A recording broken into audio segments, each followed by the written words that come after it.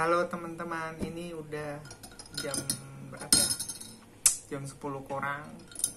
Jadi aku mau cerita. Sebenarnya ini tuh udah requestan dari banyak orang sih, tentang peralihan role, terutama untuk yang di IT ya. Karena aku itu kan sebenarnya sebelumnya itu bukan QA. Nah, tapi ini nggak spesifik ke QA-nya ya, jadi lebih kepada tips gimana caranya kita mau pindah role gitu. Tapi sebelumnya aku mau menikmati kelapa honey dulu dicampur sama ini Yakult, nggak di endorse ya. Iya, jadi sebenarnya awalnya itu cerita ini sering banget di request sama teman-teman, terutama yang dari LinkedIn. Itu kan banyak yang ngeluh ya tentang mereka mau pindah role. Nah, BTW di sini itu aku bukan kayak ngasih pet yang seharusnya ya, lebih kepada berdasarkan pengalamanku pribadi. Jadi masing-masing orang itu bisa beda gitu perjalanannya, jadi nggak bisa disamain. Di sini aku cuman mau cerita dari perjalananku sendiri gitu. Jadi gimana sih aku itu dulu yang bukannya QA sekarang jadi QA, dan apa aja mungkin yang bisa dicontoh. Mungkin bisa dicontoh tapi nggak harus dicontoh sih, maksudnya dalam arti semua orang itu punya caranya masing-masing ya. Nah, jadi sebelum masuk ke sana itu aku mau cerita dulu sebenarnya backgroundku, kenapa dulu aku itu pengennya masuk kerja apa, terus jadi apa, sampai akhirnya gimana caranya aku kekeh mau jadi QA gitu. Jadi aku itu lulus di tahun 2014, tepatnya itu September 2014 ya teman-teman. Jadi dulu itu aku kenal QA itu di semester 5. Di semester 5 itu aku sebenarnya tahu QA, dan kayaknya mikirnya itu bahwasanya kayaknya pekerjaan ini cocok nih sama aku. Di samping sebenarnya karena memang aku dulu nggak pinter ngoding ya, tapi itu bukan jadi alasan utama, lebih kepada feel-nya. Makanya aku merasa lebih cocok jadi QA.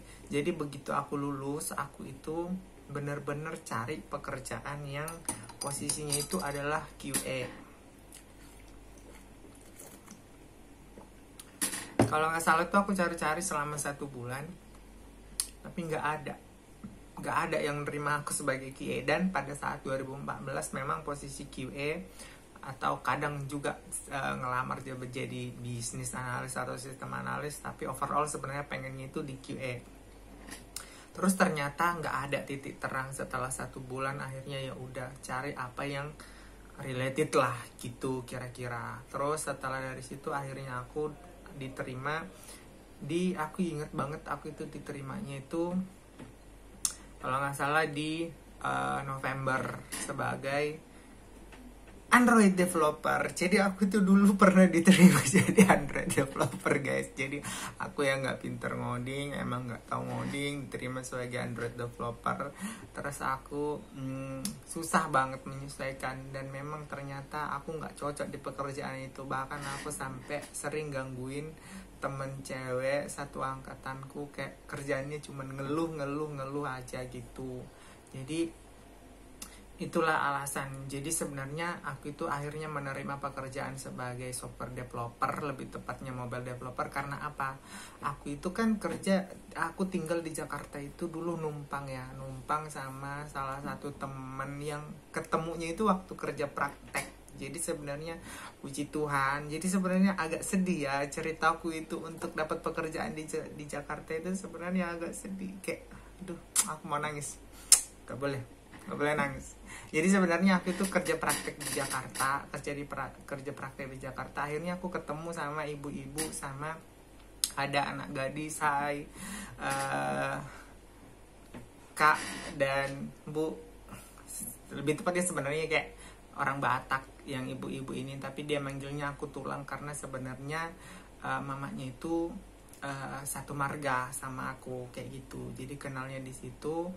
Insiden waktu kerja praktek pun banyak gitu. Nah, kalau kalian penasaran tentang insiden yang terjadi, bener-bener sedih banget insiden yang waktu kerja praktek itu. Kalau kalian mau tahu ceritanya, kalian bisa tulis di kolom komentar ya. Jadi kita masuk ke kerja praktek, ke pencarian kerja aja. Jadi aku itu tinggal sama mereka, benar-benar numpang, nggak bayar uang kos, bahkan makan dikasih, kadang makan dibeliin, bahkan sampai kolekte ke gereja aja aku itu dikasih. Jadi karena aku itu kan ke Jakarta nggak punya banyak uang ya teman-teman ya, jadi sebenarnya aku itu berangkat ke Jakarta itu harus jual cincin emas sama mainan kalung. Itu bener-bener nyawaku satu-satunya yang bisa aku pergunakan selama di Jakarta. Meskipun sebenarnya sebelum itu aku punya deposito, tapi deposito itu kayak tertahan gitu loh, dan nggak banyak. Intinya sebenarnya aku ke Jakarta menggunakan uang dari hasil menjual cincin sama mata kalung gitu. Makanya aku akhirnya aku nggak bisa egois, dalam arti kalau aku harus mencari pekerjaan sesuai dengan keinginanku dan nggak dapet, hidupku mau sampai di mana gitu kan. Akhirnya itulah kenapa akhirnya aku ya udah jadi mobile developer pun ku telan aja kayak gitu. Tapi ternyata aku emang nggak kuat, nggak cocok ya. Jadi pada akhirnya aku itu nggak lanjut, dalam arti memang nggak lolos probation, dan aku pun memang nggak nyaman di situ. Udah akhirnya aku nganggur lagi 2 bulan. Tapi setidaknya dari pekerjaanku selama 3 bulan itu aku udah adalah spare uang untuk bisa bertahan hidup. Dan di samping itu juga aku lagi ngerjain yang namanya bisnis MLM di kosmetik. Semua pasti tahu ya bisnis apa kayak gitu. Jadi emang sebejelimet itulah hidup pada saat itu. Terus setelah itu akhirnya lamar lagi jadi QA, 2 bulan gak ketemu juga. Akhirnya aku dapat penawaran bekerja sebagai web developer. Title-nya sih sebenarnya web developer ya, tapi kalau secara pekerjaan sebenarnya enggak, bukan web developer. Jadi itu kan di IT consultant.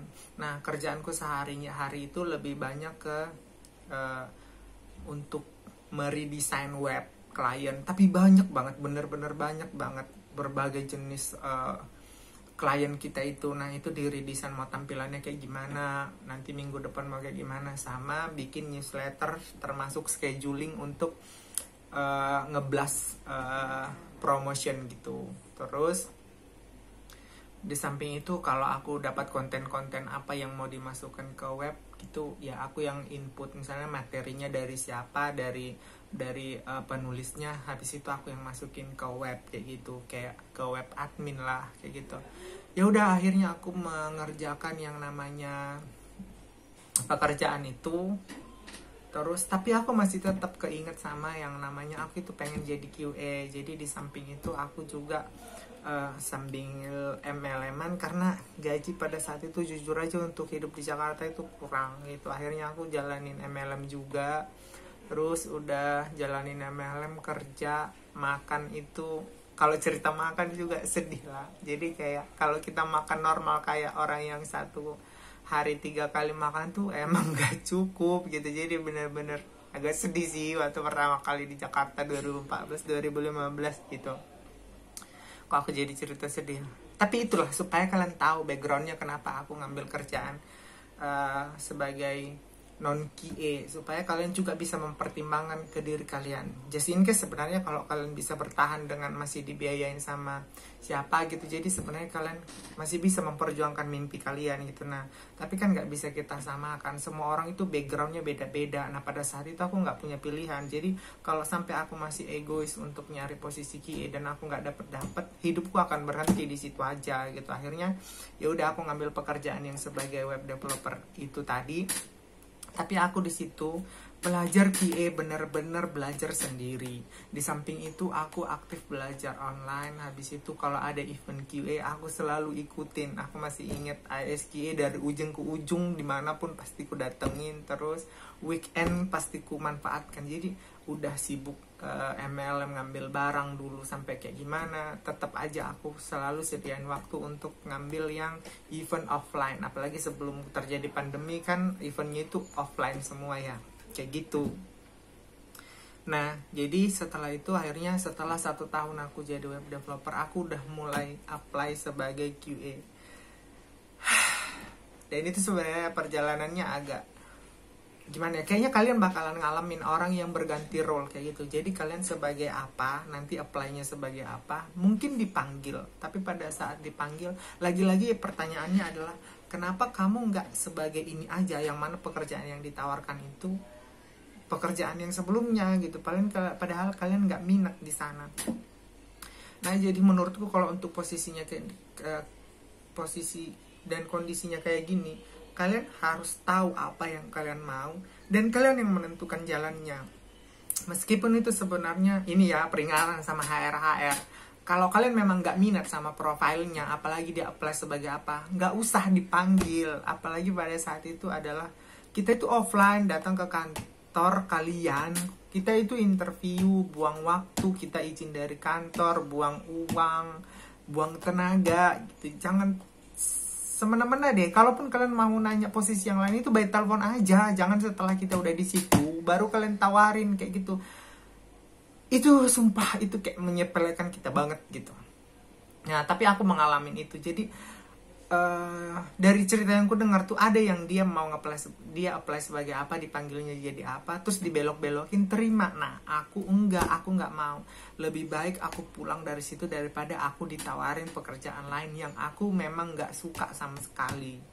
Nah, jadi setelah itu akhirnya ya udah aku masih tetap melakukan pekerjaanku selama pencarian. Jadi kan 1 tahun bekerja baru melakukan pencarian lagi pekerjaan baru. Itu tuh kurang lebih 9 sampai 10 bulan baru akhirnya aku menemukan pekerjaan sebagai QA yang mana itu yang ku incer. Itu perjuangannya benar-benar perjuangan. Jadi ratusan interview yang kok dapat, cuman satu itu akhirnya yang dapat. Dan pada saat itu jujur itu juga punya ceritanya sendiri dalam arti sebenarnya itu nggak patut kalian contoh sebenarnya, karena itu nggak baik. Tapi kadang tuh kita mikirin baik nggak baiknya itu ada rasa egois yang harus kita angkat gitu. Ceritanya itu kayak gimana? Kalau kalian penasaran sama ceritanya, kalian bisa komen di kolom komentar tentang cerita gimana seegois apa aku pada saat mendapatkan pekerjaan pertama sebagai QA. Nah, dari situ. Jadi dari sini yang mau aku sampaikan sama kalian adalah kalian kalau memang udah tahu mau jadi apa, even orang menawarkan jadi apapun yang gak sesuai sama yang kalian mau, jangan mau gitu. Yang kedua, kalau memang gak ada pilihan kalian untuk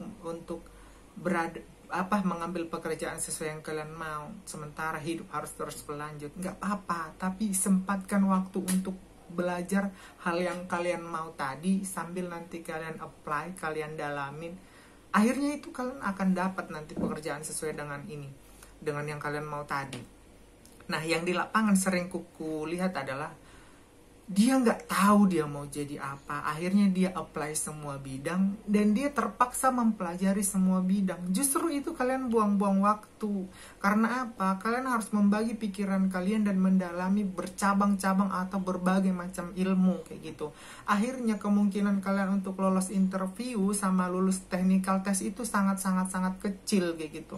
Makanya biasanya kalau aku diskusi sama yang fresh graduate, dia nggak tahu mau jadi apa, aku selalu kasih beberapa tips.